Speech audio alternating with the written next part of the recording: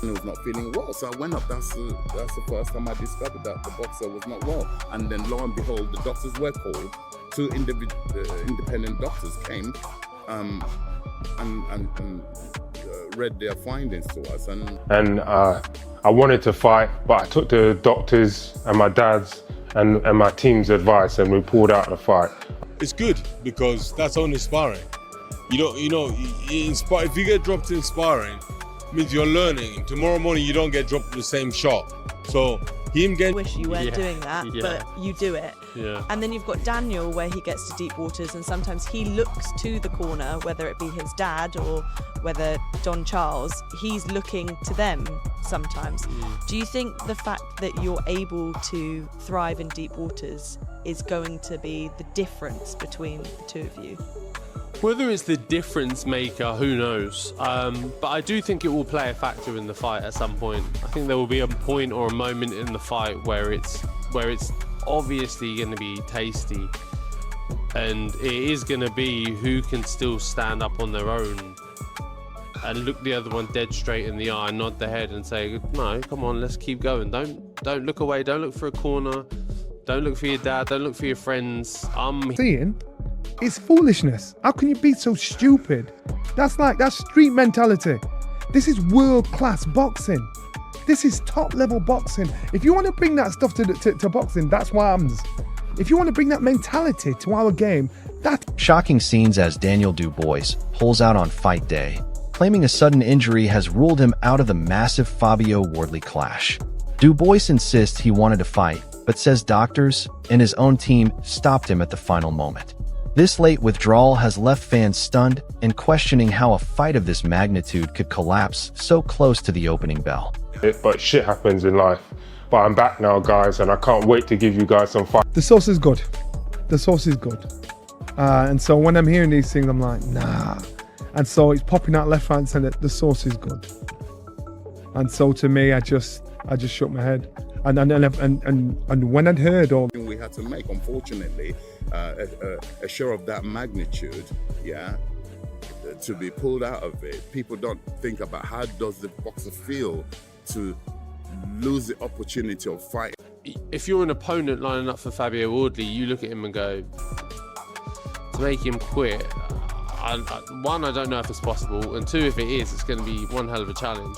With Daniel, you'll go into a fight with Daniel thinking, if I do some things right here, I've seen it not once, not twice, but 3, maybe even 4 times of him kind of tap out of the situation. So if that's in there, that's in there. You can get it. You can pull it out with someone. You just need to go about the right things to get it. So you're already giving your opponent a psychological advantage going into the fight, because whether you say, oh no, I'm over it now, or I'm past it, or I'm not going to do it, well, evidence suggests that actually the opposite. So yeah, it could be problematic. The fight's off. Daniel Dubois just pulled out of the biggest heavyweight clash of the year against Fabio, and the boxing world is absolutely losing its mind over what happened. Daniel Dubois, he just can't really get right. He has no real skill. Pretty durable chin. Heart is kind of questionable. Johnny Nelson didn't hold back. He called it complete foolishness at world-level boxing. This is the kind of chaos that destroys elite sport, especially when it happens on fight day itself. To go to try and climb back up again. Who did he lose to is the question. He lost to a generational great, somebody who's going to go down as one of the best to have ever gloved up in the name of Alexander Usyk. But here's where it gets wild.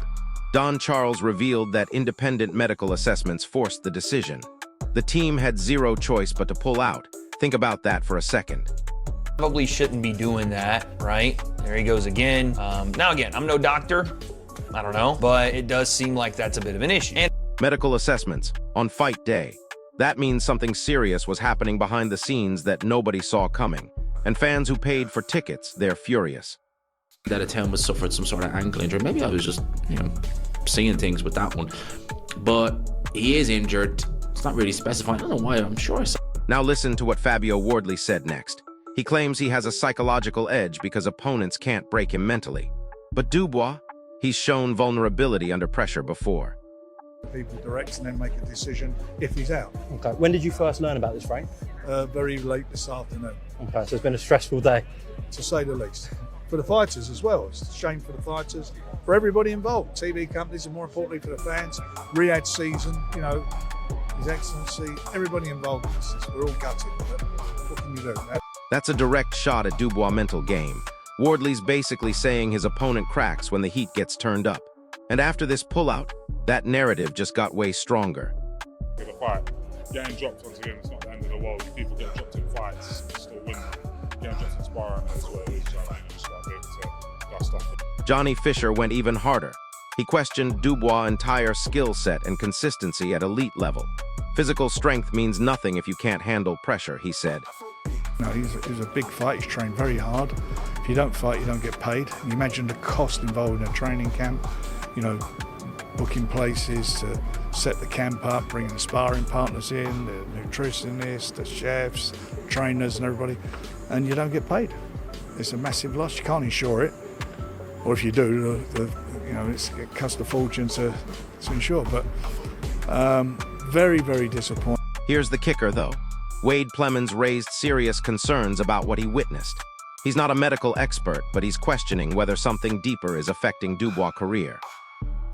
Fabio Wardley's a world champion now in his own right. And that 5% I'm just talked to you about, he's 5% better now than what he was before he won the title, because that's what it gives you when you win a world title. Now, he's just beaten Joseph Parker, right? And messed him up quite badly. It wasn't an easy fight. It ebbed and flowed for periods in that fight, but ultimately, Wardley got the job done. That's what he does. He gets the job done. Look at his career. Now, he would have improved, and a lot is to be said of Daniel Dubois, because he's got an excellent jab. That was the difference between him and AJ when they fought, was that jab. It was just beautiful. Wardley's got a good jab, and if Wardley's jab has improved since winning that title, then it's about... That's terrifying for any fighter. When analysts start openly discussing your career stability, your reputation is in serious trouble, and it gets worse. Eddie Hearn kept it controlled, but acknowledged how serious this situation really is. When a top promoter speaks that carefully, you know the damage goes deep. Frank Warren dropped the real bombshell, though. He explained the financial carnage. Full training camps cost massive money. Sparring partners, nutritionists, entire support teams, all wasted. But wait, there's more confusion. Reports suggested an ankle injury, but then sources backtracked. Nobody knows what actually happened. The lack of clear information is making this whole mess even worse. So here's what we're looking at. Dubois pulled out last minute, destroyed a major card, cost everyone massive money, and now faces questions about his mental toughness and reliability. This isn't just about one canceled fight. This is about whether a heavyweight contender can handle the pressure when everything's on the line. Drop your thoughts in the comments. Is Dubois' career in serious trouble, or can he bounce back from this disaster? Smash that like button if this breakdown helped you understand what really went down. And subscribe because the heavyweight division just got turned upside down.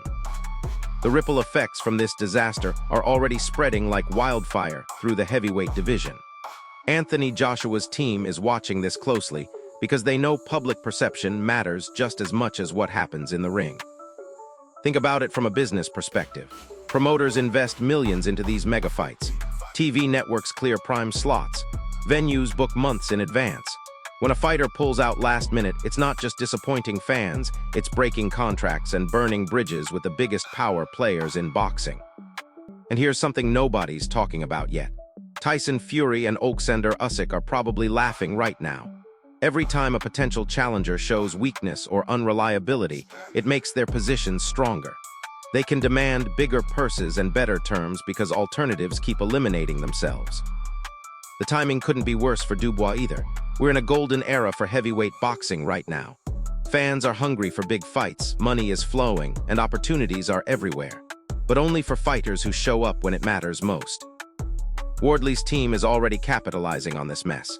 They're positioning him as the reliable, hungry fighter who's ready for war anytime, anywhere.